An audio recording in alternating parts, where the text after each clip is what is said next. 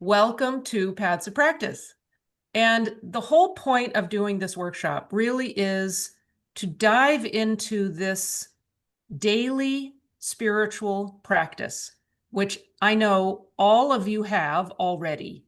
So for those of you who are very familiar with the idea, daily spiritual practice is something when we are consistent with it. There are so many statistics about people who are consistent with a daily practice, whether it's spiritual or not, and I can just give you a few statistics here.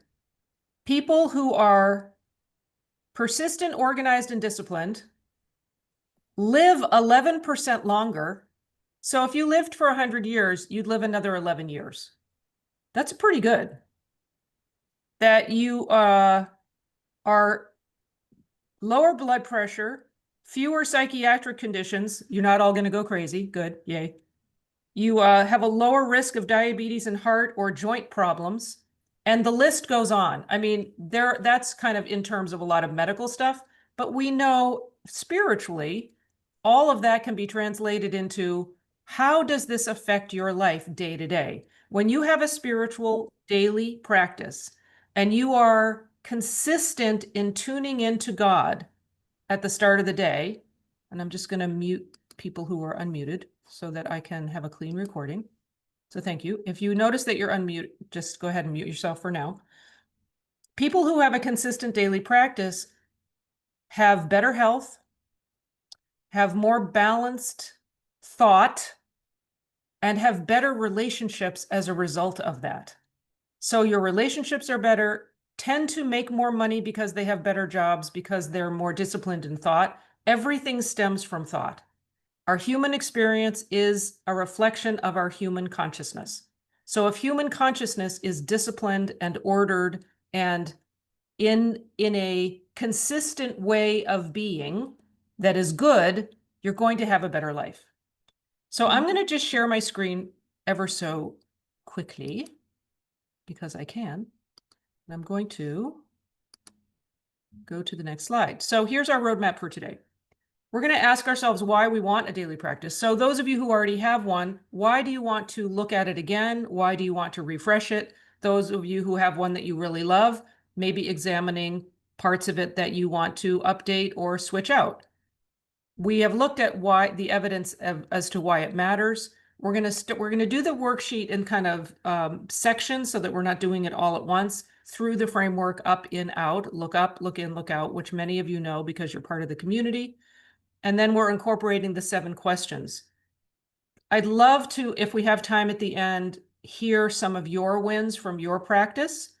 And in fact, why don't we start with that right now? I would love to hear from 1 or 2 of you. How has your daily practice affected your life? Who would like to share? You didn't think I was going to put you on the spot this early, did you?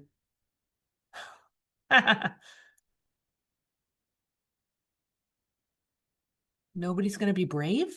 Really? Jean. I'll start. Okay, go ahead. Jean, go ahead. Okay. I have been doing some kind of daily practice for quite a long time now, and it changes and morphs, and I get new ideas and I incorporate those and I take out the ones that maybe I can replace with better ones. But it starts my day by focusing on God and not on yesterday or what is coming later in the day or concerns or worries I have, but I just start very clear and calm and a sense of peace and love. And I can go out into my day more focused and more conscious of what I want to do and be more intentional, I guess is what I'm trying to say. Um, and clarify my purpose and what it is I'm really trying to accomplish this day in the course of my normal work day and walking around every day, grocery shopping, anything I'm doing. It just helps me start out much more focused on what my real higher purpose is. Okay, you said some really key things there. And let me just go to, what is not, sorry, my screen is not flipping over and I don't really know why. So hang on one second. I don't know what's happening here. Okay, so I appreciate you said a couple of things that are really important. One is, what is our intention for the day? What are we intending the day to be? If we're not conscious of that and we're just going in, it's by design or by default. And if we're not intending and claiming our purpose and our identity, then the world is going to claim it for you.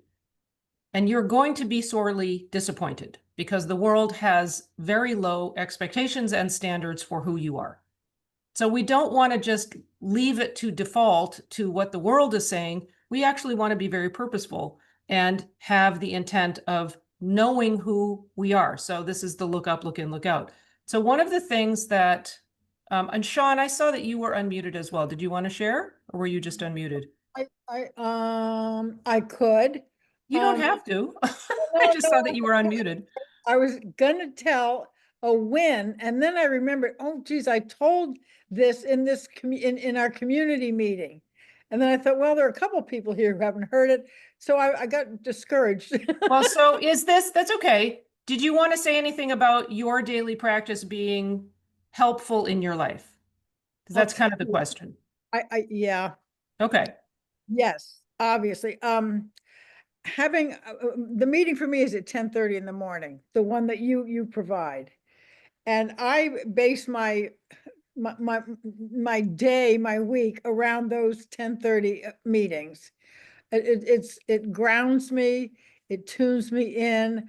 I'm like, oh, it's coming soon. Yes, this is very important to me. I don't know what to say, except that this means a great deal to me that 5 days a week, I can sit here and pray and tune in. I'm someone who has very difficult mornings. I don't wake up all bouncy and happy. I have emotional stuff that happens in the morning. And so I have to pray in order to get myself, up and out. I really appreciate that you're sharing that because I think you're not alone. I think there are a lot of people who either have a history of things that they're dealing with or just have stuff come up for them very regularly. And if we're not tuning in and being conscious and intentional, then we're not experiencing what we could be experiencing. All right, I'm going to go ahead and go on to the next little slide. One moment. So the three elements that support transformation, because when we're talking about establishing a daily spiritual practice, we're going to have clear goals. We want to define them and have a high aim. We want to have some level of accountability. And I like to say capability, because we can either hold people accountable, which almost sounds sort of threatening and punishing, or we can hold people capable. And I always want to hold people capable or be held capable so that I'm being seen as someone who can do it. And when we are in a community of people and we can gain encouragement from those around us, just like Sean is saying, she likes showing up to the community so that she's having that support around her. And they have found that if we have clear goals, we have some level of accountability, either a partner or someone that we text every day to just keep ourselves on track, or we have a system within ourselves that we can do that, and a community that we connect to, we tend to have greater success in transformation. And what we mean by transformation is bettering ourselves from day to day to day.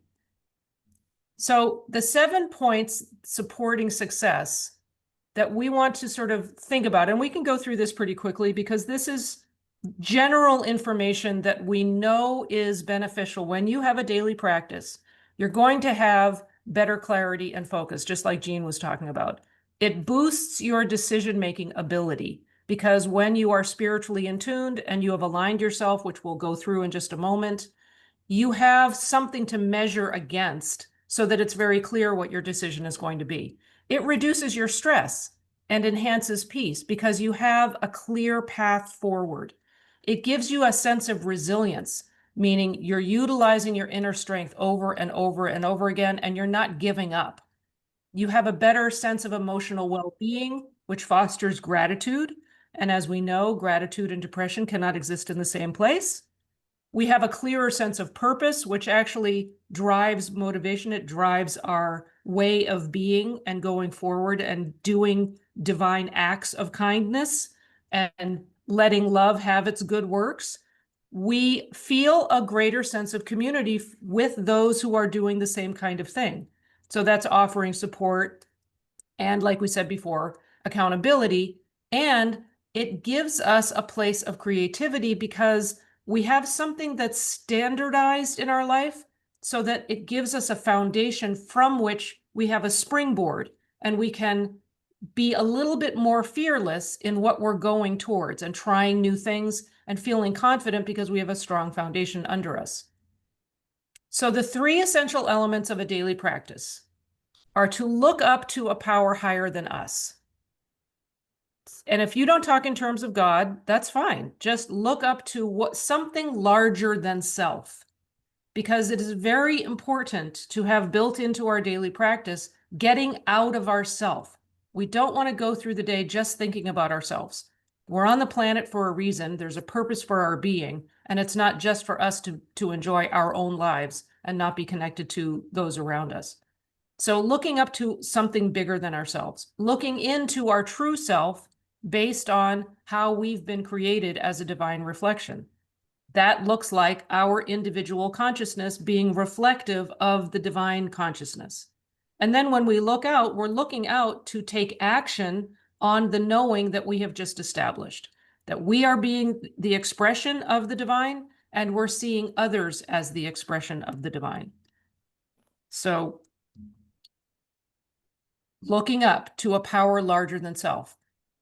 Everyone in this community is probably familiar with, and if you're not, you can become familiar with this wonderful definition of God that we have from Science and Health by Mary Baker Eddy, where she talks about God, the great I am. And here's a little hint. The questions that we deal with on the grid, the 7 questions that we deal with, what I didn't realize is when those came to me, I did not realize until after they had come to me and I had put them in an order that they actually mirror the definition of God. God, the great I am. The first question, who would you have me be?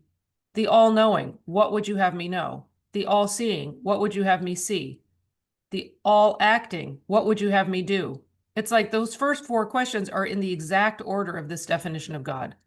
The all-wise, all-loving, and eternal, principle, mind, soul, spirit, life, truth, love, all substance, intelligence.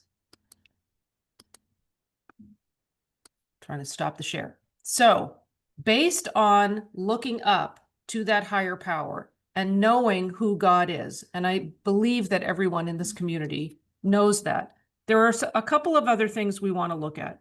We know that God created man in his own image. So God is being God, and God is creating man in his own image. And Mrs. Eddy talks about, you must feel and know that God alone governs man. So when we're looking up and we're seeing that higher power, we're also seeing the government of all, which includes us, that God governs, and God guides, and God loves. So we are included in that government, in that love, in that guidance. So there is a power that's overarching, that's larger than us, that we are the emanation of, that we have the blessing and the benefit of being governed by, guarded by, loved by. So we're already starting with like 100% tank full. God is all. That's really cool. You must feel and know that God alone governs man, that his government is harmonious. Okay, so if we know that God is harmonious, like all the qualities of God, what God knows, he also predestinates, Mrs. Eddy says, and it must be fulfilled. What God knows, he also predestinates, and it must be fulfilled. Well, does that mean that we don't have a choice in the matter?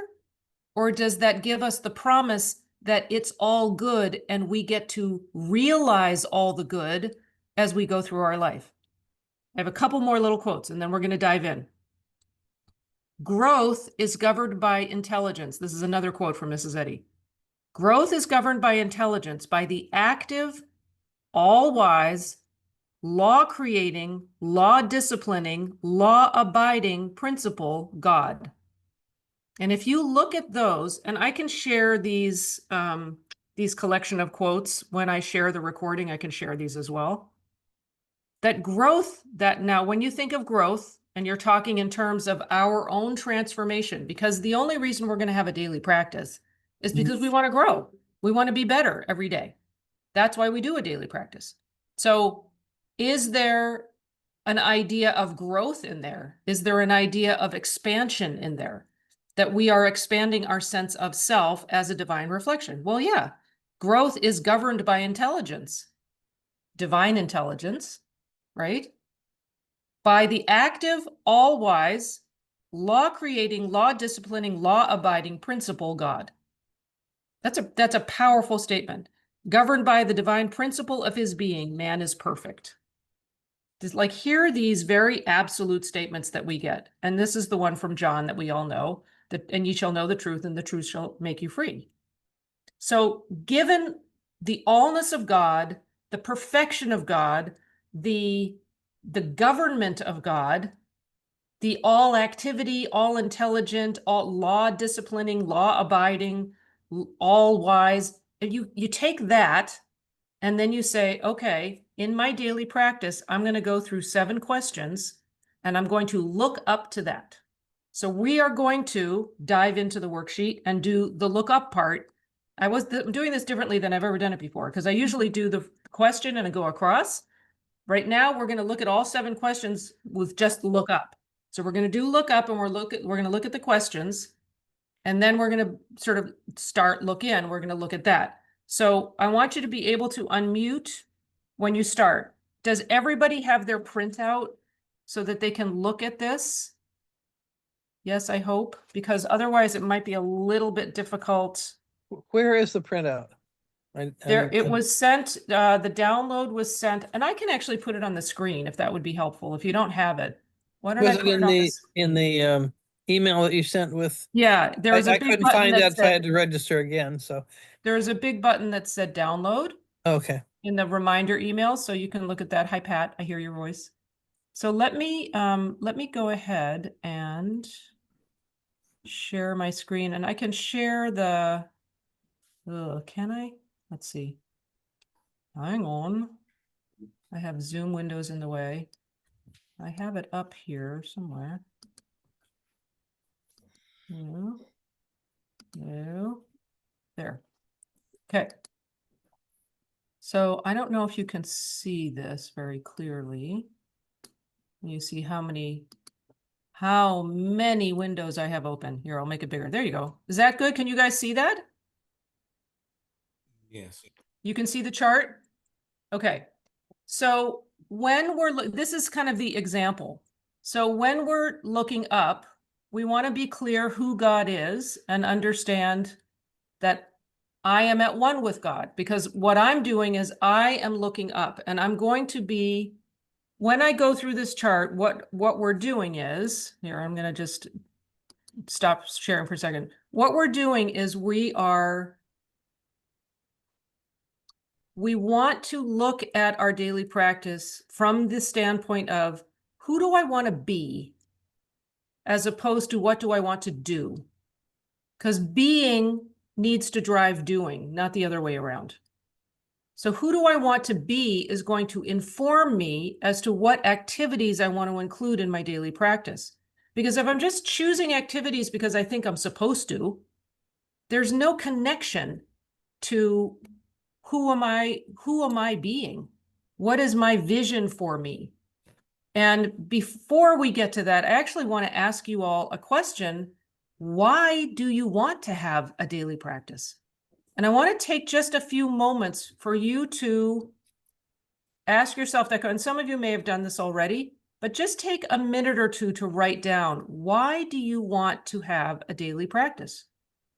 Jean expressed it, but ask yourself, why do you want that? Like, why do you want to have a clear thought? Why do you want to be able to decide things quickly in the day? Why? Because if we don't have a clear why, we're not going to do it.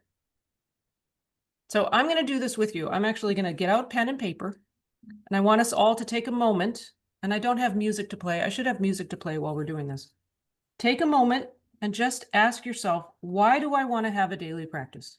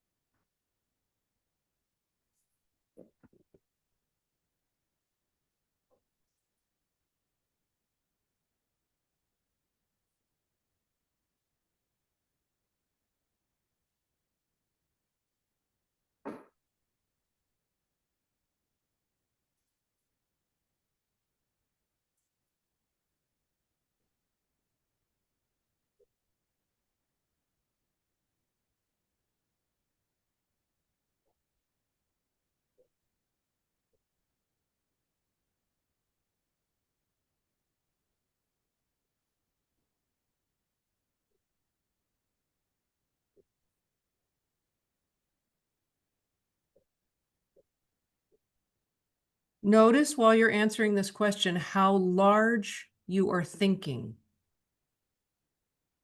Expand your thought to include more than just your own life.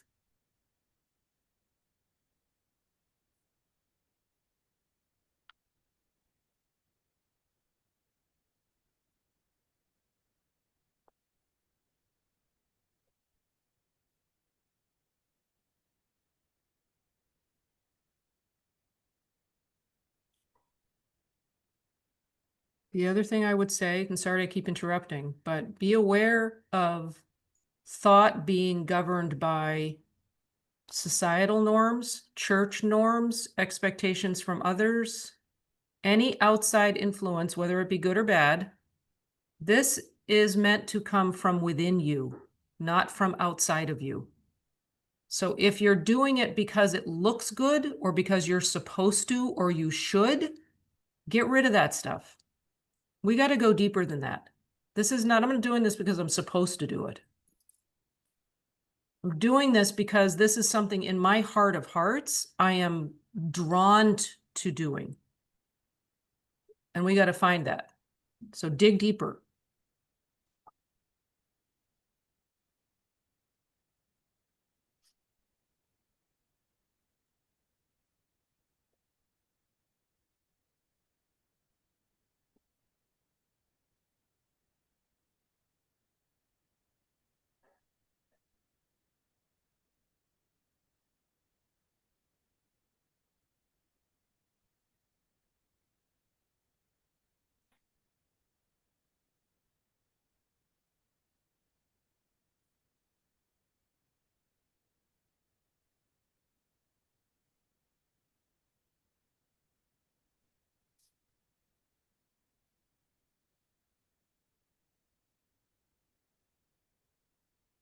Okay, for the person who just came on, we're just writing down our why. Why do we want to have a daily spiritual practice? Who would like to share? This is a big question. Go ahead, Angel. Oh, I'm sorry. Yes, I'm not writing down. I mean, this is my first time with you, with your group, and I'm thankful and grateful for giving me the opportunity to do so. Now, the main reason, specifically myself, that I would like to have that kind of spiritual program I can call, is because I am not a morning person. Okay, in the morning I have to drag my feet, drink my coffee, and then go on with my work, my daily routine. But at times it's a little bit stressful during the 8-hour shift, where I find myself that I'm like, God, I don't feel like I am being kind of got like patient person. Mhm. And that's something that I want to tame, let's say. I don't know if you can call that the animal magnetism or something else. But in my case, that's something that I've been looking for years to have that self-control, Yeah. to bite my tongue when I have to. I'm gonna be honest with you. Yeah. No, I And think that's the you're not reason. alone. Yes, and that's the reason why I'm looking for that alignment, spiritual alignment early in the morning where I can go ahead and take care of my business with ease, if that makes sense. Yes, that makes complete sense. And I think one of the things that we want to recognize that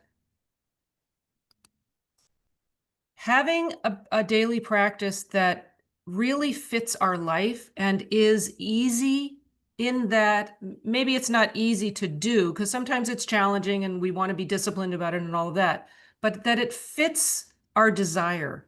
So when we know our why, what the why that you have is actually a really good why. I want to be a better person.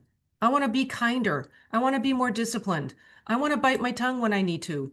I want to Yes. feel that energy during the day and not feel like I have to have a cup of coffee to keep going. Like I want to have that higher quality of life. That's what people want. Well, why do we want that? Because we want to live longer, have a better experience. And ultimately, is it because we want to bless others? I mean, you actually touched on it, Angel, because you said, I want to, I want to be able to bite my tongue when I need to. It's because you have a desire to be kind. You want to be kind to others and kind to yourself. We want to feel that place of dominion with who we are. We need to know who we are to do that. And so recognizing that that desire is there in whatever level gives us the impetus to get up a little earlier, set the alarm and get ourselves out of bed. Suffer it to be so now. I really don't want to do this, but I know the benefits of this are good. Most of you know the story of when I started a daily practice. It was in 7th grade. And my mom just suggested that I sit down and read a section of the lesson, sitting on my bed, which took me all of 5 minutes. And that day was so different that I never stopped. I thought, if this is what 5 minutes gets me, like 5 minutes got me the perfect day in junior high, which is unheard of. And then all through high school, and it's always continued, but I'll just say that like in high school, which was kind of the example of what it might be for somebody who's just starting a daily practice, I realized that I was attracted to the activities that were more in alignment with me. I was attracted to the people that I could relate to more easily, that actually lifted me up. I was guided to stay away from the groups of people that really would have dragged me down. My whole life has been better because my daily practice has guided me along the way of spirit rather than along the way of fear. And that's the benefit of this. So knowing the why gives us that impetus to say, you know what? I'm going to start my morning the night before. And this is actually something some of you may have heard me say. When I shifted that mentality that I'm not starting my day in the morning, I'm starting my day the night before, because I'm deciding to go to bed at a certain time so that the alarm going off in the morning is not a pain in the butt. It's actually something that I go, oh, okay, I feel rested. I can get up now because I'm excited to go have a meeting with God. Like if you had on your calendar, meet with God, would you get up and go meet with God? Like if you really had a thing on your calendar, you have a meeting with God, you'd be up hours before that. If it was your meeting with God and you really felt like this was your meeting with God, well, that's what your daily practice is. Okay, I need to stop talking and get moving here because we have a lot to cover. Okay, so who else would like to share their why? I got one more. Got one more share of why. Nobody? I put so I can start my day connected to God and be attuned to what I should be doing that day. Okay. And by the way, somehow I never got the thing with the link, and it says that it'll be shared during the workshop. So Okay, well, I will. When we get to that, I Okay. will share. So Okay. so that those of you who don't have it, so don't worry. Okay. I got you. I got you. Don't worry. All right. So having established an established why. And if you didn't sort of do you guys know the Simon Sinek Start With Why? Have you heard of that book? And the other thing, the why, the 7 levels deep, which is kind of a classic exercise that you can do. Ask yourself why 7 times and keep asking until you get to the point where you just can't go any further, that it is the biggest why you can have. So I get down to, I have a desire to love and to heal. That's it. It's like, the only reason I'm here is to work for God. Like, that's the only reason I'm on the planet. And so what does that mean? It means before my feet touch the ground, and most of you have heard this before, I don't let my feet touch the ground until I am in a service mindset, until I have recognized and acknowledged and claimed, God, I work for you. Who would you have me be? What would you have me know? What would you have me see? What would you have me do? Where would you have me go? What would you have me say, and to whom? And those questions, if you really truly are asking God those questions, and you are sincere about it, it's going to guide you to the activities in your daily practice that are going to enliven that in your life and bring those elements into your life. So let's look at the first question, and I will share my screen so you can see it. So I did in the worksheet that you have, you see an example. So this one combines kind of the first 3 questions. Who would you have me be? Be clear on who God is. We've already covered that. Understand that I am at one with God. So if I'm looking up to God and I know that God is the governor of all, I am releasing control to God. I'm here to serve God. So God, use me. Receive all good. I'm in that place of who would you have me be? I want to be reverent. I'm going to be humble. I'm going to be quiet. I'm going to be patient. So when we know who we want to be in terms of God, then we want to ask ourselves, what is an activity that will bring that out in me? What qualities do I want to express while I focus up? And what kind of person do I want to be? And then what activity is going to pull that out of me? If I want to be reverent, then my morning routine might include what? Having some quiet time and acknowledging God, going out into nature and being reverent of God's creation. And it doesn't have to take a lot of time. And that's probably the thing that most people feel is a stumbling block, which we can just shoot holes in all over the place because it doesn't take time. I'm going to set a timer here for a moment. I'm going to set 1 minute. I'm going to set 1 minute on this timer, and you're going to hear it when it goes off. And I want you to think about reverence. What does it mean to be reverent? And what might you do to show your reverence in the morning? What would that look like? So let's just say it looks like silence. So I'm going to set a timer, and we're all going to be silent and reverent. Ready? Go.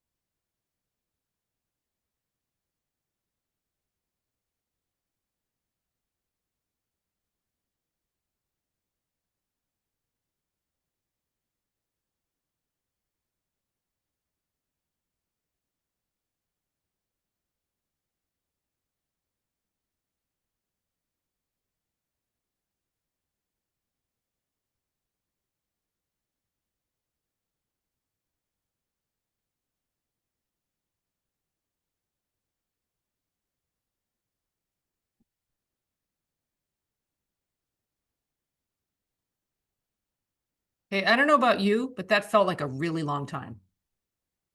That was 1 minute. So there's not one person in this room who can tell me you don't have time. We all have a minute. We all have a minute to turn our thought to something bigger than us and to listen. Oh, yeah, there's that listening thing. Okay. So, what activity would you choose to show reverence? First of all, what's a quality that you want to exhibit? Who do you want to be in relationship to God when you look up?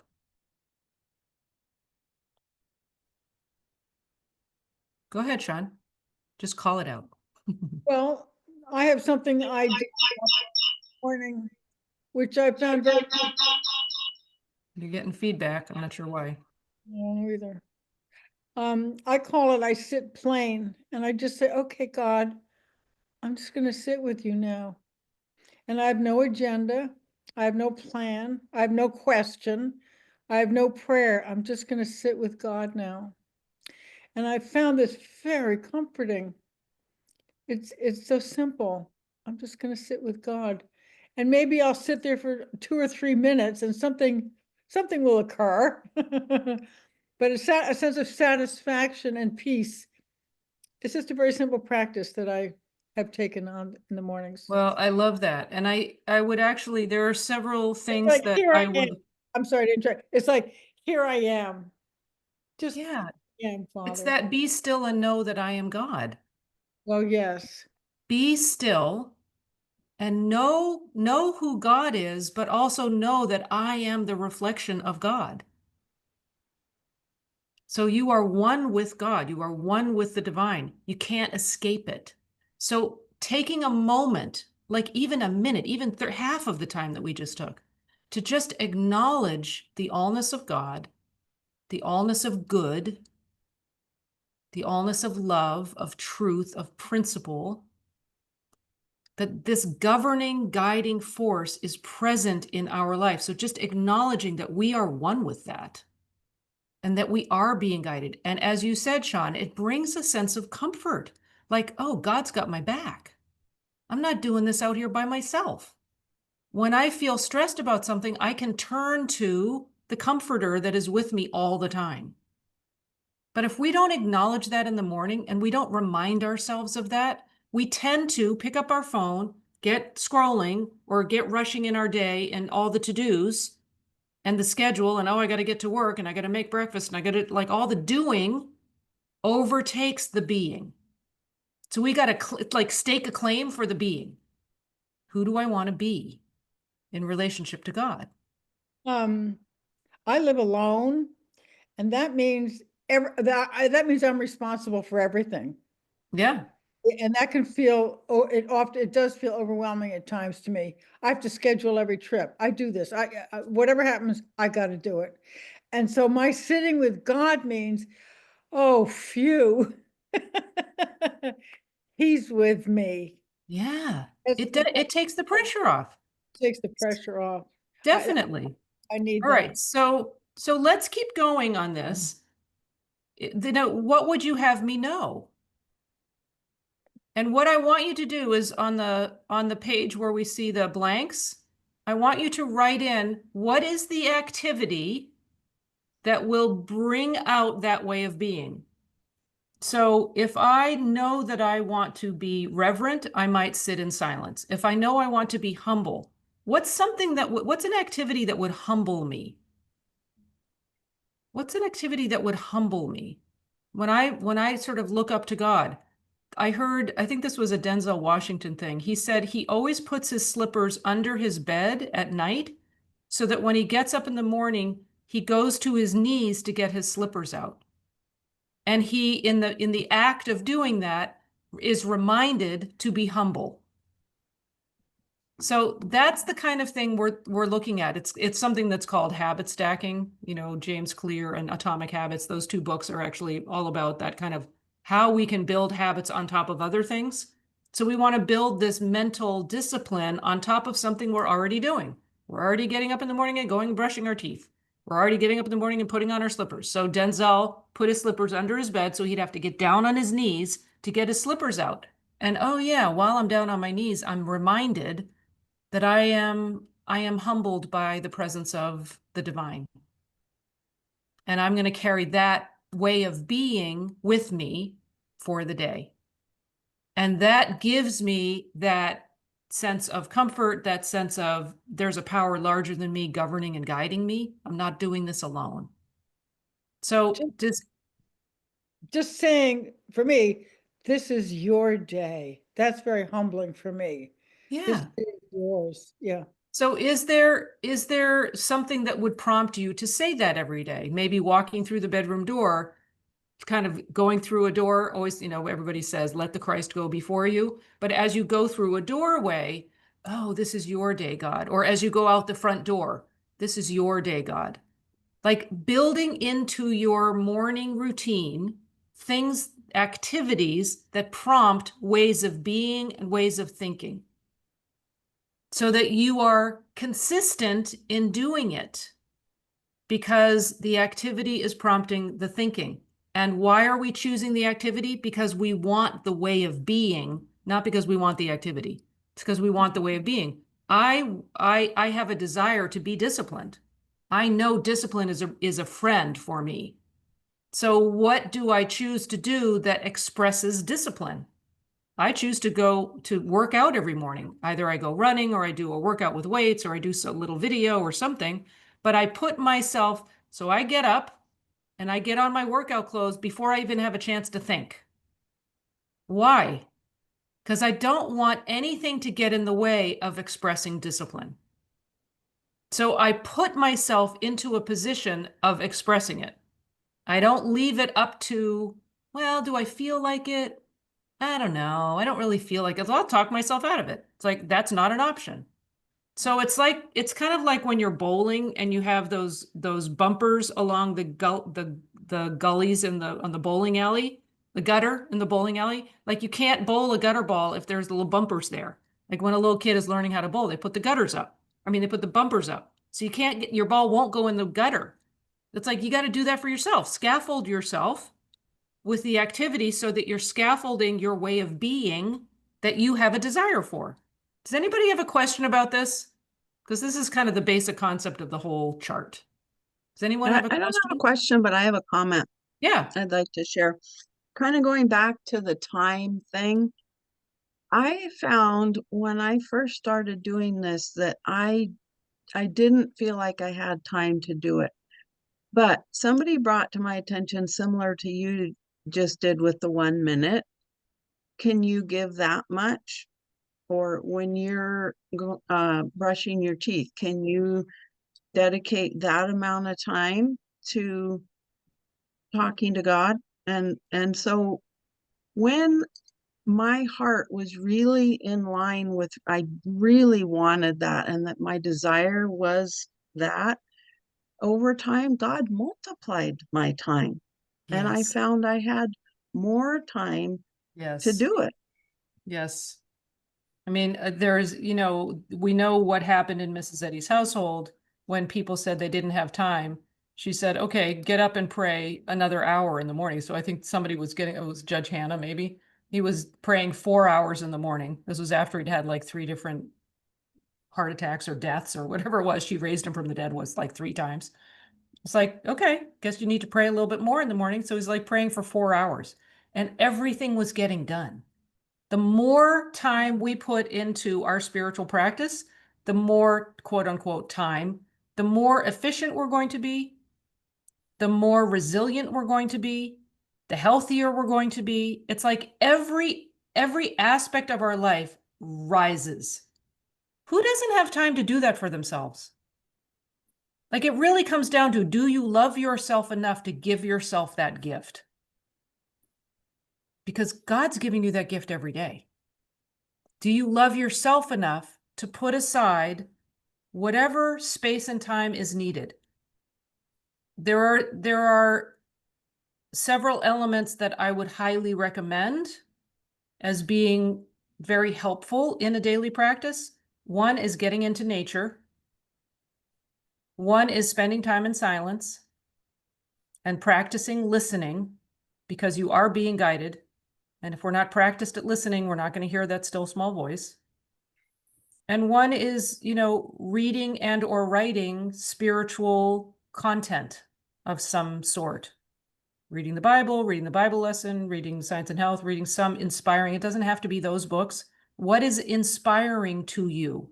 But giving yourself the gift, listening to a podcast sometimes, give yourself the gift of being fed in the morning before you go out and give a lot. Feed and be filled up so that you're giving of your rich overflow. So who would you have me be? What would you have me know? And if I'm talking in terms of God, what would you have me know? Well, I want to know that God is all. Well, how do I know that and remind myself of that in the day? If I'm definition of God, I wake up thinking it. I get in the habit of really knowing who God is. You know, what would you have me see? Well, do I see as God sees? What is God seeing? What is God seeing of me? What is God seeing of the world? Am I seeing as God sees? And how do I get into that place? Going into nature is a good way. How do you want to see clearly? What activity promotes you seeing clearly? Maybe it's looking at something distant, because a lot of times we spend our days looking at our phones, looking at computers, looking at people right near us, and we don't tend to have a distant view of things. So maybe it's just getting a wider view and looking at something far away for a minute, which reminds you of the expanse of creation. Anybody have questions about kind of the direction we're going? And I have to just applaud Val because she's in the UK and it's like in the middle of the night for her. So you get a gold star. And for Can I Rita ask a too. question? Yeah, go ahead. Okay, quick question. I'm very analytical, so therefore I'm always brainstorming.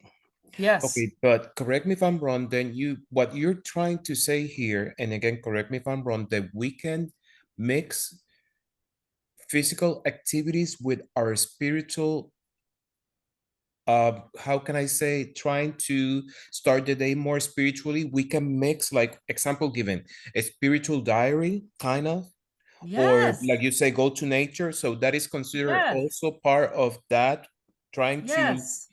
get into alignment. Yes, because we want to make it accessible for ourselves. We don't want it to be this like ethereal kind of thought intellectual thing that we're like just trying to think our way into heaven. Like, no, I need to experience heaven. I need to experience the joy of nature, the joy of creation, the joy of feeling loved. What does that feel like? Which we're kind of getting into the looking in part. So the looking up. So I mean, I don't know if that answers your question, but yes, it's like saying I am going to stack on top of my doing. The reason I'm choosing the doing is to bring out that way of being. So I first look at who do I want to be? What qualities do I want to express? And then I choose an activity that brings out those qualities so that the activity is kind of an easy thing to schedule, but it's automatically like the running thing for me. It automatically gets me to demonstrate strength, discipline, fluidity, compassion for myself, love for myself. Like it brings all of those qualities out, those ways of being out in me because the activity demands it of me. So I don't really have a choice. I'm going to be expressing discipline if I go running. And so I put those constraints around myself. I don't want to say constraints. I put those activities on my calendar so that I know those are my activities. Then I don't have to think about it. And then by doing those activities, I'm actually incorporating my ways of being into my day without even having to try. Yes, you do have to be conscious. I'm not just going out running blindly and just kind of crushing through it. I could go out and just be very physical in my activity. So there is the element of self-discipline in thought. How do I approach the activity? Am I approaching it from a spiritual standpoint? Yeah, there is that mental discipline. But that's, if we have our solid why, then we know why we're doing the activity. We're doing it for the purpose of being, expressing the spiritual quality, not for the sake of doing that activity. There's that wonderful quote from, I don't know who this was from. David Driver shared it with me, but I don't know who it was from originally. This gentleman who used to go riding every day. And somebody said, oh, because he was, I guess, quite a bit, elderly and kind of on in years and was out riding every day very vigorously. And somebody asked him, said, oh, do you ride to stay in shape?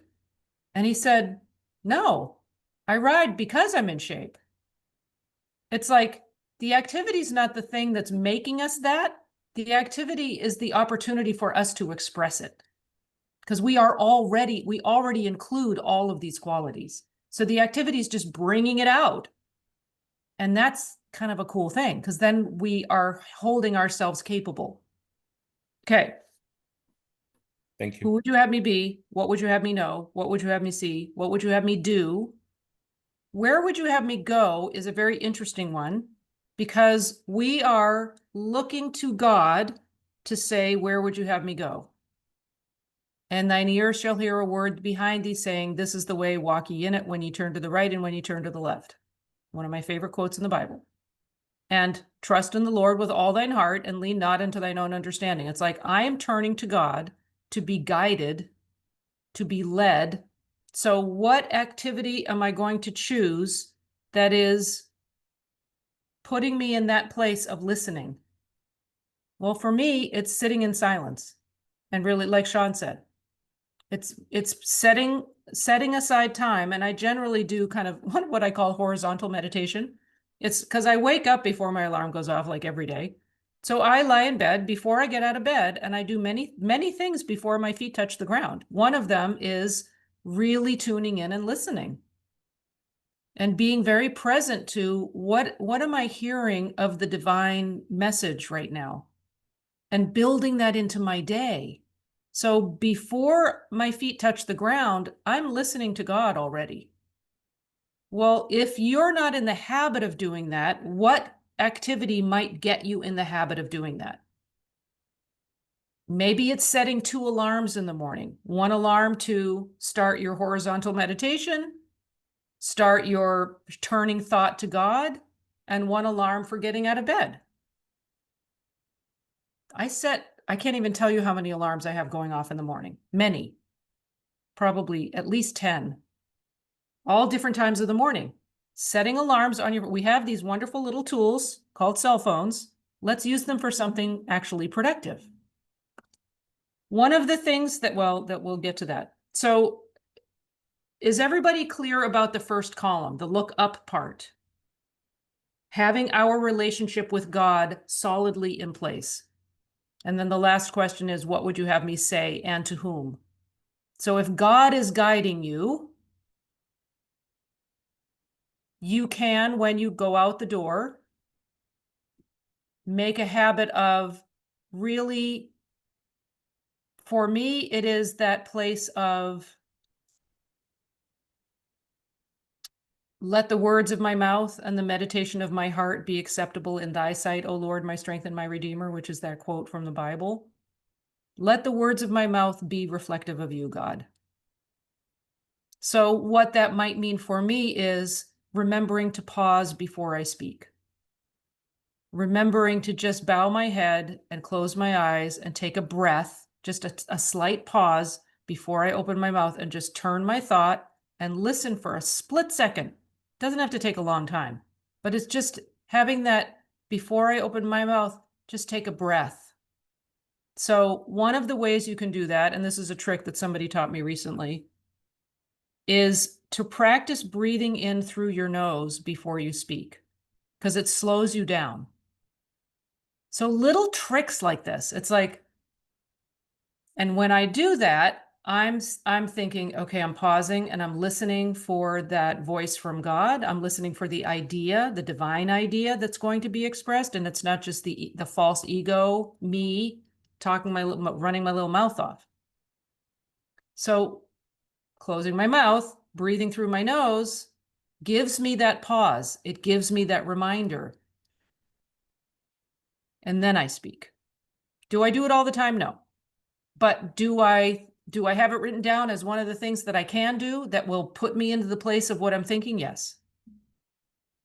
The little tricks like that are very helpful What can I do that will prompt my way of being that I desire? Okay, anybody have a question? Angel, I really appreciated your question before, by the way. That was a really good question. Are you feeling supported in this? Yeah, thank you. Like I said, Okay, good. I've been following you for a couple of months by now, and that's the reason why I decided to enroll for this Yeah, training good, today, because good. I want to learn a little bit more in regards to, like I said, I already read Science and Health like 4 times. The last time I got this version, so I can go ahead and make comments Oh, and yeah, write yeah, down that's and a all good that. one. Yeah, Yep, so it's very helpful actually having this way, this format. good. Very good. Okay, So I want to continue growing. Yeah. all right. So let's go to look in. I'm going to share my screen. Nobody has a question about the look up part.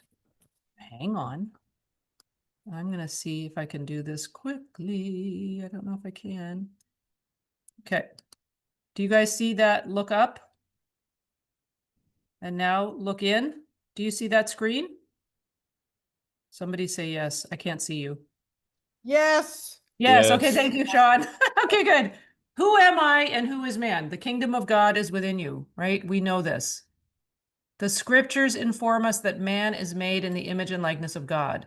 This is from Mrs. Eddy. He is the compound idea of God, including all right ideas. The conscious identity of being as found in science.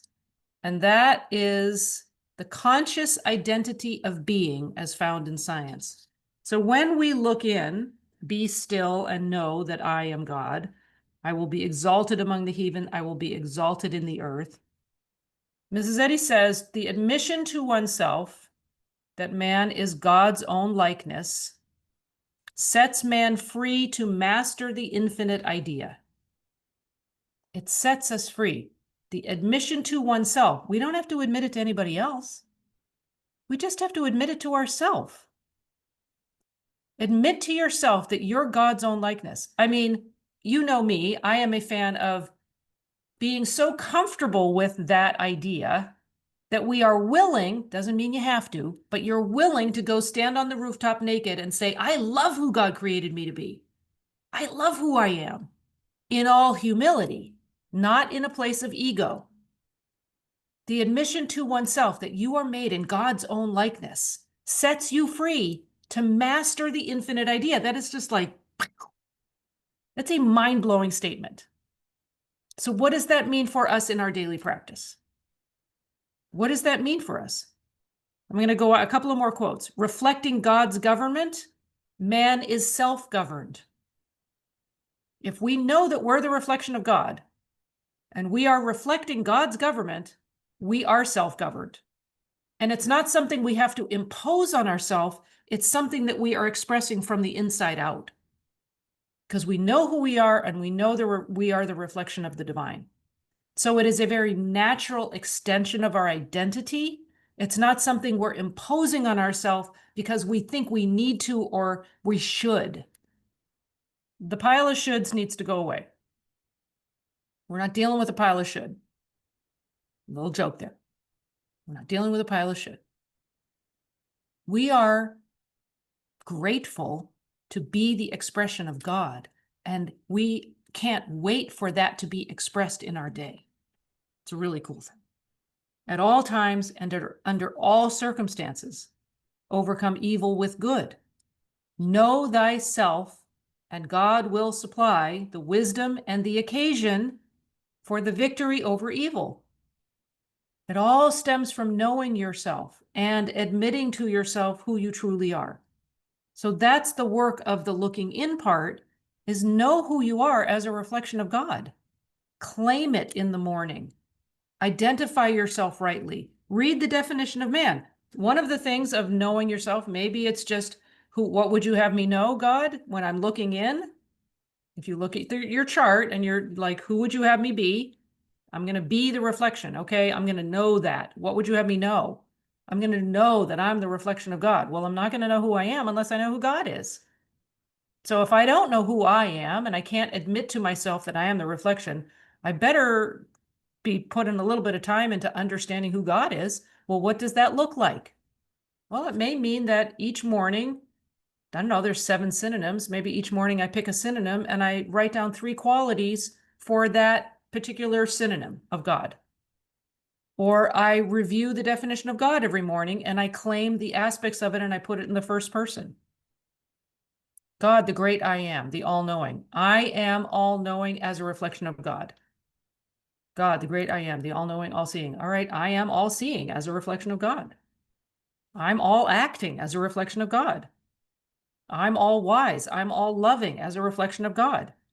I am the very expression of principle. I'm the expression of mind, of soul, of spirit, of life, truth, and love. I express all intelligence. That's who I am.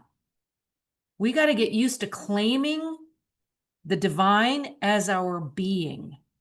So what does that look like as far as activity? It may mean writing it out.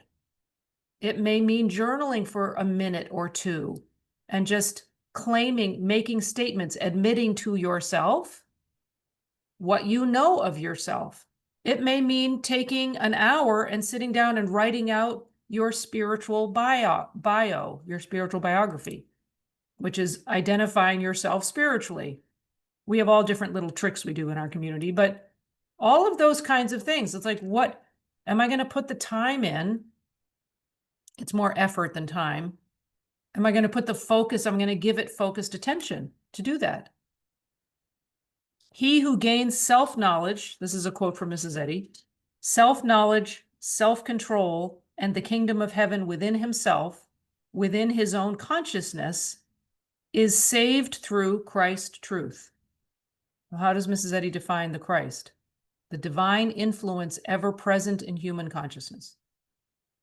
So if my human consciousness is going to be divinely influenced, what activity do I need to choose to give myself the opportunity to feel that? What does that look like?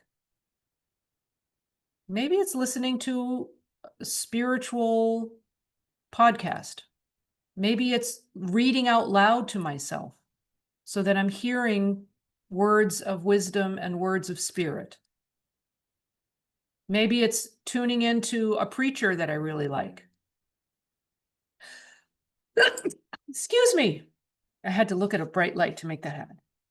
Okay, and then the other thing is, Mrs. Eddy talks about Christian Scientists, be a law to yourselves that mental malpractice cannot harm you when asleep or when awake. Okay, so if we're going to be a law to ourselves, we are, as we know, reflecting the law of God. We're reflecting the law that it's God is law abiding, law governing, law enforcing. God, that's the power of God. I'm the reflection of that. So I can be a law to myself as a reflection of God's law, but claiming that. So when I start my day, which is the night before, am I claiming that I'm a law unto myself when asleep or when awake, that mental malpractice cannot harm me? I cannot be hypnotized into believing less than of myself. I'm defending my right as a divine reflection. I'm defending my right to be the best of me. I'm not claiming something that's negative. I heard several people today claim negative things about themselves. And it comes in the form of something that sounds very benign, like, oh, I'm just not a very good morning person. I don't wake up very easily. Okay, that may be true in your experience up until now, but is that true of God? If we can't say it's true of God, then we cannot be admitting it for ourselves. Well, we don't want to admit it for ourselves, because the only thing that we are admitting to ourselves is that we are God's own likeness. So if we can't replace the I with the word God and make it a true statement, we need to correct it. We need to level up a little bit. It's like, put yourself at a higher standard. So as you go through the chart and you're looking in, who would you have me be? Are you admitting to yourself that you're God's own likeness? What activity would you choose to put in your daily practice that will affirm that for you so that you give yourself the opportunity to admit to yourself who you truly are? What does that look like? One of my favorite questions. We got to make this practical, like boots on the ground. How does your life shift as a result of the desire to know who you are as God's child? For many of you, it looks like coming to Morning Metaphys, which is a really easy way to have that reminder in your day. And those of you who registered who haven't been in the community up until now, have a whole month, the whole month of June, you have the opportunity to join us for Morning Metaphys and get your daily practice bolstered by a half an hour of inspiration every Monday through Friday. And then on the weekends, you get to practice doing it on your own, not just kind of fall off. It's like what we call flex time. You get to flex your spiritual muscles. Do it on your own. But you have kind of the bumper guards that keep you out of the gutter in your spiritual practice with Morning Metaphys. So who would you have me be? What would you have me know? What am I knowing about myself as a child of God? What would you have me see? What do I see of myself? Am I seeing those negative things that I'm then voicing? Or am I speaking the truth?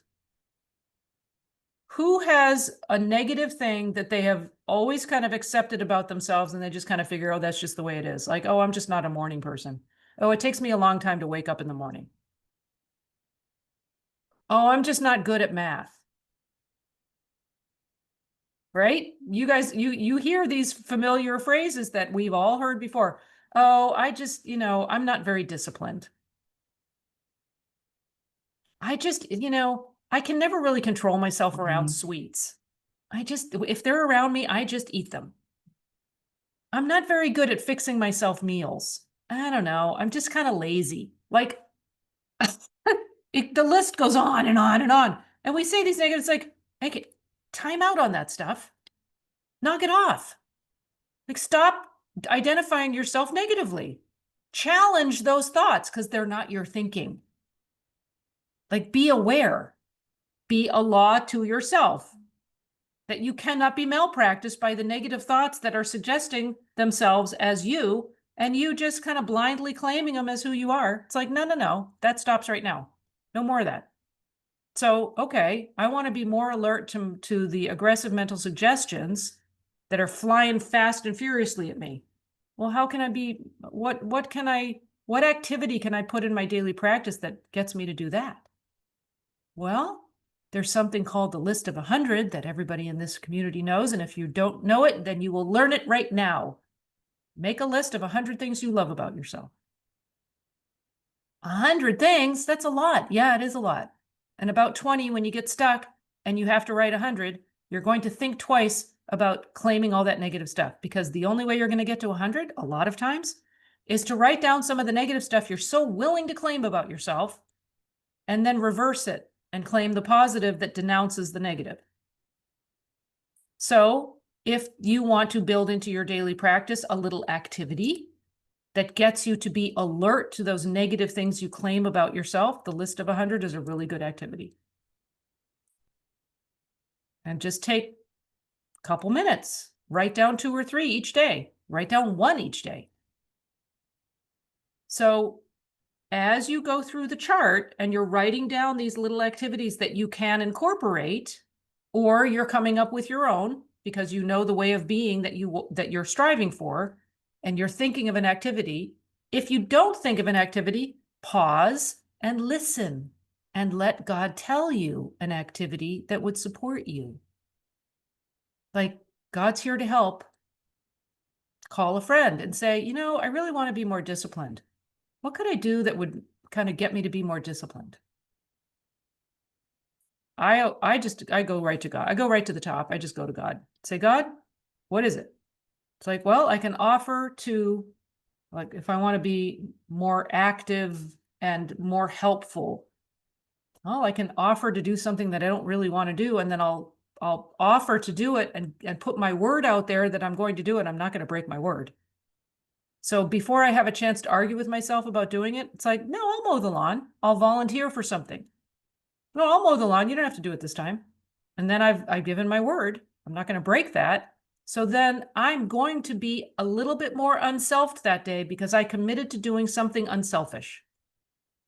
I committed to giving to the community of our home by mowing the lawn. It's like, no, I'll do the dishes. You don't have to do it. I'll put my word out there ahead of myself and commit to something that is unselfed. So it's like, that's the kind of thing we're talking about. When Angel was saying he kind of wants to bite his tongue a little bit, it's like, okay, make a commitment in the morning. Today, I will bite my tongue when I feel tempted to say something negative about myself or about somebody else. Okay, so the look in portion, does anybody have any questions about the looking in part? What would you have me do? We talked a little bit about activities. I know I'm going kind of quickly because we're running out of time. And I want to get to the end. What would you have me do? What would you have me say and to whom? So we touched a little bit on that with Angel's example. What would you have me say and to whom? Be mindful of, and it's something that's in the lesson this week, about not being around people who are negative or critical, separating yourself from them until you can hold the space of your own boundaries securely. What do I mean by that? If you feel that you are influenced by other people being negative, then remove yourself from those people until you feel you're not influenced by them.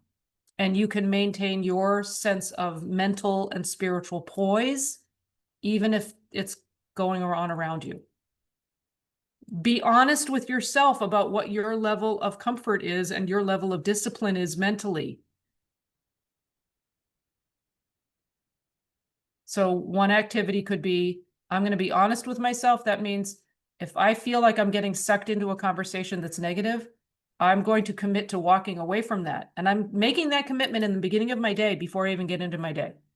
If I get into a conversation where there's a bunch of negative stuff and I don't feel like I'm maintaining my mental, spiritual poise, I commit to walking away from that conversation. You can always excuse yourself to go to the restroom. That's a really easy out. It gives you an out that's graceful and normal and no one will question you. And they'll never know why you're leaving the conversation other than you needed to go to the restroom. Excuse me for just a moment.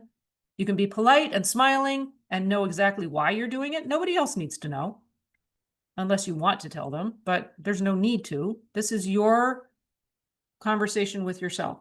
Okay, so we're done with look in. Does anybody have any questions before I move on? We're good? Okay. Look out. I know we should have left a whole half hour for the look out part. When we look out, we are putting everything that we know, that we see, who we're being, we're putting it all into action and active expression. Right? We're letting our cup, the rich overflow, like we have filled up. We know who God is, we know who we are, and we are filled up spiritually. And now the rich overflow is the looking out part. We're going to let our light shine. And we're going to see other people's lights shining. We're going to see them rightly. We're going to see ourselves rightly, express that, and we're going to see others rightly and hold them high. Hold the space open for them to walk into the space as their highest self. Kind of like when the teacher is told they have a classroom full of geniuses, and then all of a sudden, all these kids, they had the labels were reversed. It was actually the class of really slow students, but the teacher thought they were all geniuses and treated them like geniuses, and they all had better grades. Like what we expect of other people is what they step into. They've done all sorts of studies about it. Well, we know metaphysically that that's true based in God's law. So am I holding myself? Who would you have me be, God, when I look out? Who would you have me be? Am I being congruent in myself with who I know myself to be? Does my activity and my expression match who I know I am? And I keep going back to Angel's example because it's so good. He felt like, you know what? Sometimes I say things that I don't really want to say. It's like, okay, so let's align our thought and our activity. so that they line up. There's congruency there. This is not news to any of you. So this is, I feel like this is, okay. Divine love is the substance of Christian Science. This is a quote from Mrs. Eddy. The basis of its demonstration. Yea, its foundation and superstructure. Such a great quote. Love impels good works. So if our desire is to love, when we look out, our desire is to love. Just look at the 2 great commandments. That's really what look up, look in, look out is. Just little hint. Look up.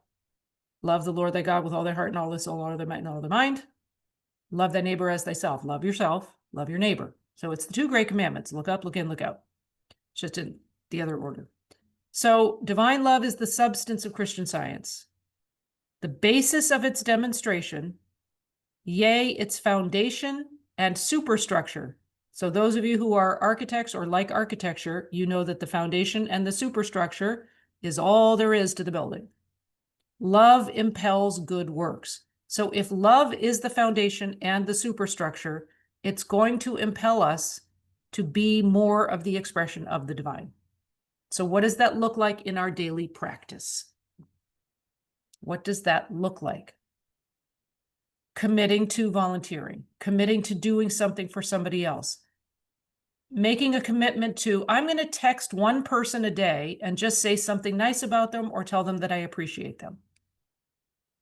I'm going to write, there was I think this was John Maxwell. He committed to writing 5 notes a day to people that he knew to say thank you and express some gratitude to them. And he wrote handwritten notes, like 5 notes a day for, I don't know, it was like a year or something. But he made this commitment and did it. And he said it changed his life. But making a commitment like that. So what in my daily practice, because your daily practice doesn't just have to be in the morning. It can be something that you do at night. And we have morning practices, but we also need to have evening practices. I haven't really touched on that, but I did say start the day the night before. You need to have your evening routine down so that you have so many opportunities at night to put into place those things that will scaffold you and scaffold your spiritual practice for the next day. Going to bed a little bit earlier so that getting up early won't feel so horrible. Making sure you don't have, like, if you are affected by caffeine or those kinds of things, don't have caffeine so that you don't feel like staying up till 3 in the morning.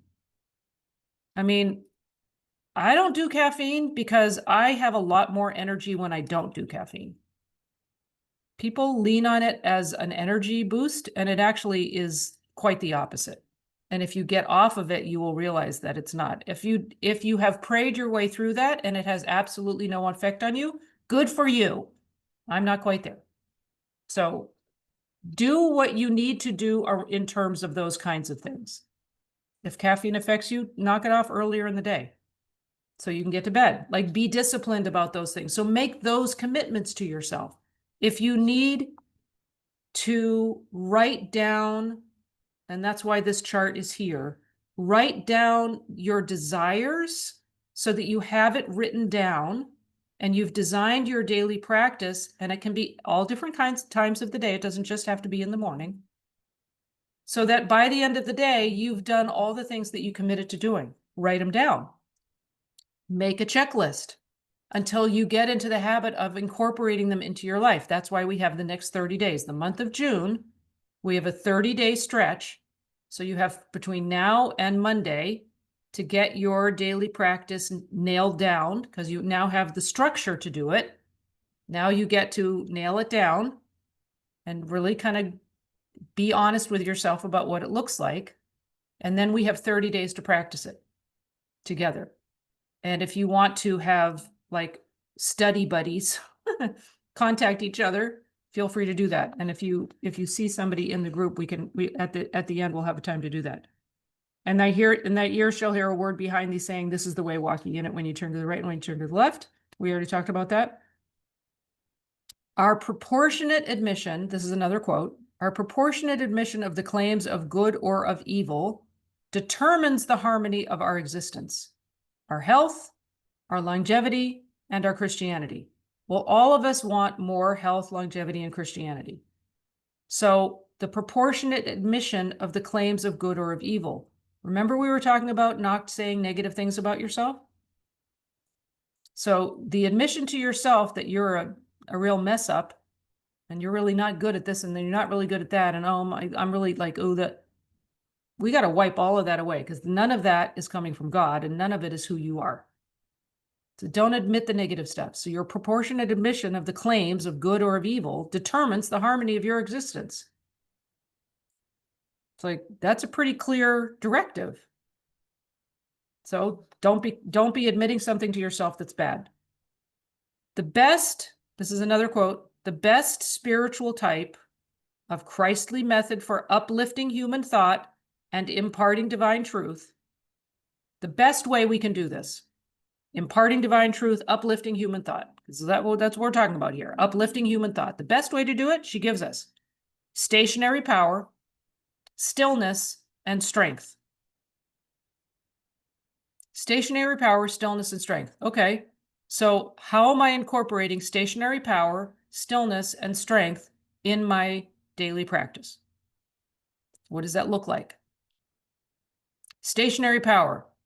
I'm hearing Sean's example in my head, just sitting in stillness and listening and sort of feeling God's presence. Stationary power. I'm feeling the power of God. If I'm looking out, let's look at this in terms of looking out. Stationary, what does it look like to express stationary power when I'm looking out with other people? It might mean talking less in a meeting and just acknowledging the governance of the divine. If I'm in a work situation and there are a bunch of people standing around complaining by the water cooler, I don't even know if there are water coolers anymore, standing around the break room and they're all complaining about the boss. Am I exhibiting stationary power by not jumping in and confirming all the negative stuff? Am I listening and then offering some shift of consciousness? Stationary power, stillness, and strength. It's interesting that it's stationary and stillness. So that's a little interesting little combination of things. When this spiritual ideal is made our own, it becomes the model for human action. That's just the rest of that quote. So, okay, I want a model for human action. What would you have me do? Stationary power, stillness, and strength. Stationary power. When I'm looking up, stationary power. When I'm looking in, stillness. When I'm looking out, strength. Oh yeah, it kind of matches, doesn't it?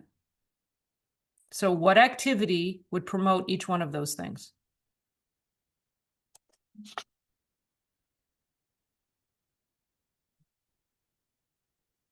We have 1 minute left. I have a feeling we're going to go a few minutes long. Anybody have any questions? We went through kind of quickly at the end there. I really did not budget the time well, and I apologize.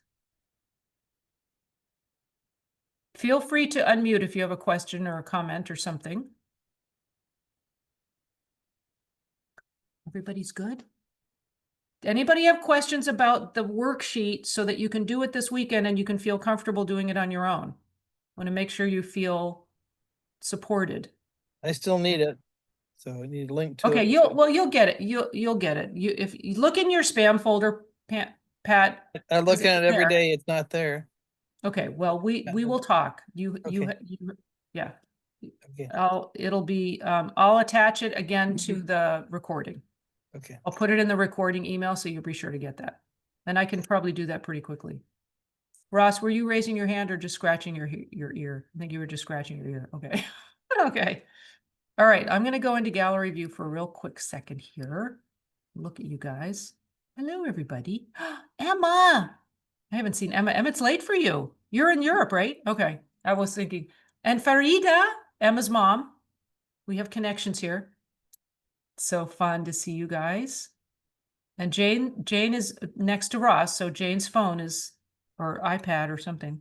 There it is. Oh, I see. Now I can see your paper. You just, oh yeah, there you are. Very cool. All right. And Dawn is here. That's cool.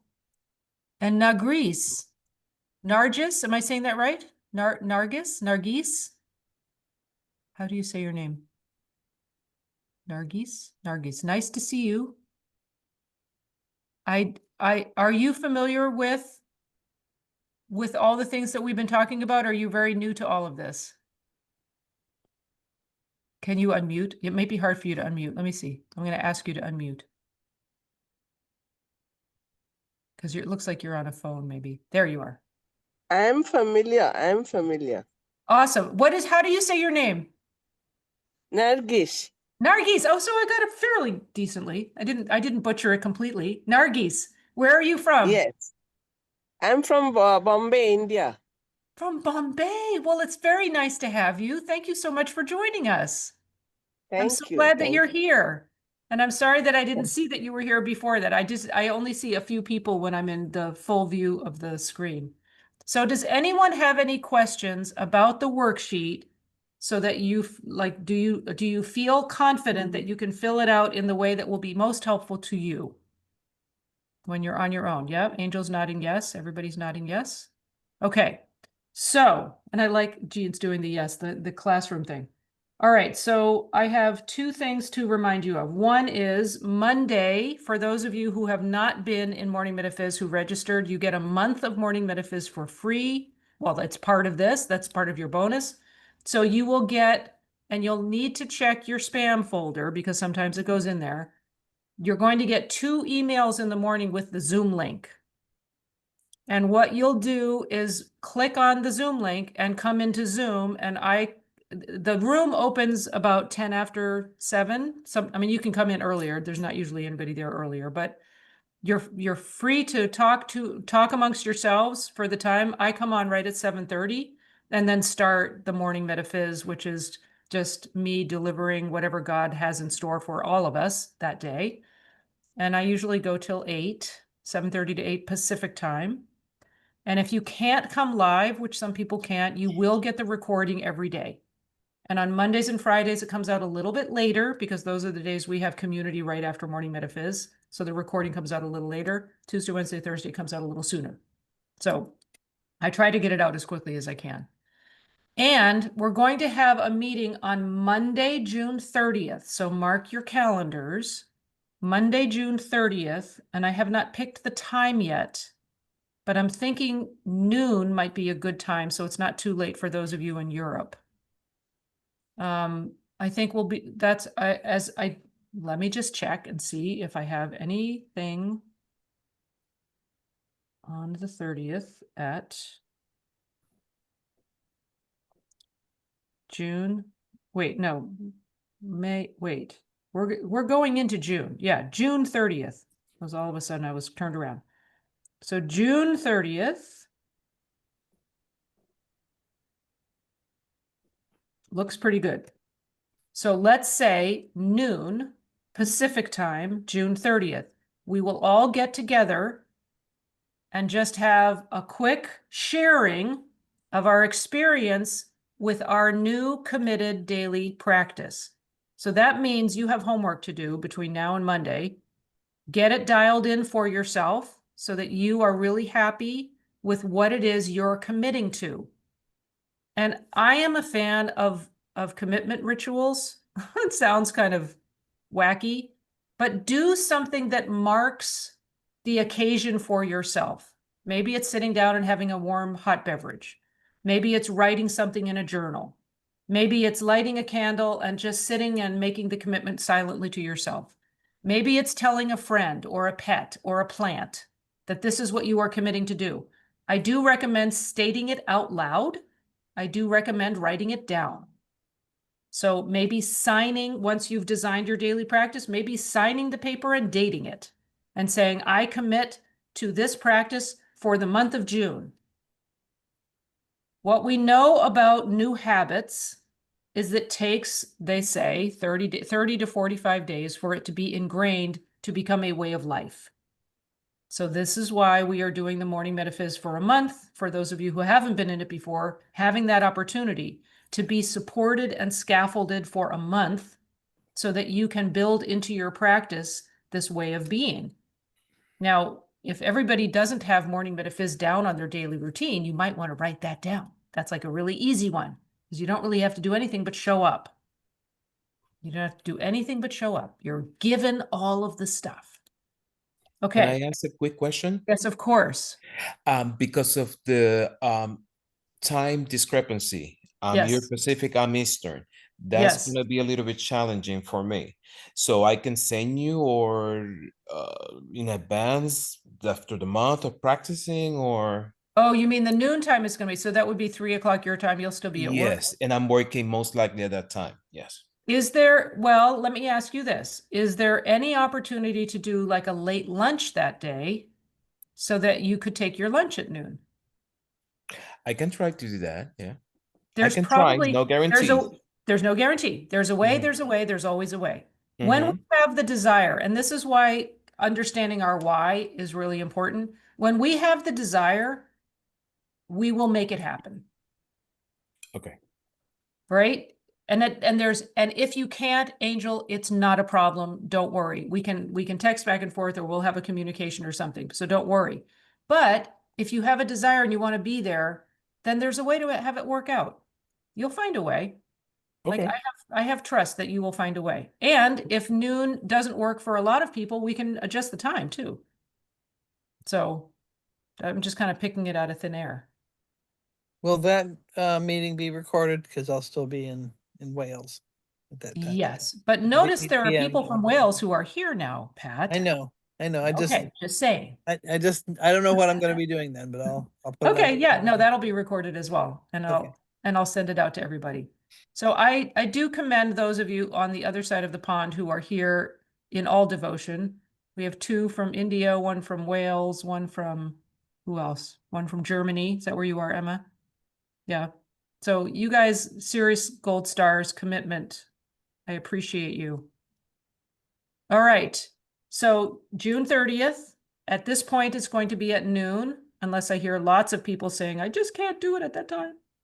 And that you design your practice and do some kind of a commitment moment for yourself. That's just between you and yourself and God, and commit to it. And then Monday, Morning Metaphys for the month. There are going to be a couple of days at the end of the month that I'm going to be in Arizona, so it's going to be the bomb for a couple of days in June because I'm going to be it's actually very exciting. I'll be doing some. I'll tell the community people later, but there will be a couple of days that I may or may not be able to be live for a few days, but for the rest of the month we are live as usual. So lots of love, you guys. Thank you all for being here. Was this worth it? Was it worth your time? Yes, I'm seeing some nodding. Yes, okay, I'm seeing some thumbs up. Okay. It can always be better. Yes. I always appreciate honest feedback about any of these things. Yes. Like I really, really do. Like because it's always different and my desire is to serve you and to really be here for you. So if there's any feedback anybody wants to give me, I am completely open to doing this better in some way and serving you more fully. So just know that I'm very eager to get feedback always. And any of you who have tried know that. But it's like feedback. Yes, please. Okay. So much love, everybody. I'm hearing an echo. I'm going to just mute you. So much love. Thank you for being here. Thank you. Thank you very much, Whoever- Lisa, and the rest of the group. Whoever's echoing. Lisa. Thank you, guys. Blessings to all of you. Thank you so much. Thank you. Appreciate it. See you Thank you. Monday. See you Thank Monday. you. Look for the email. Those of you who aren't used to it, it'll say Zoom link, I think, in the subject line. Look for the email and then come in when you can. All right. Lots of love. Thanks for being here.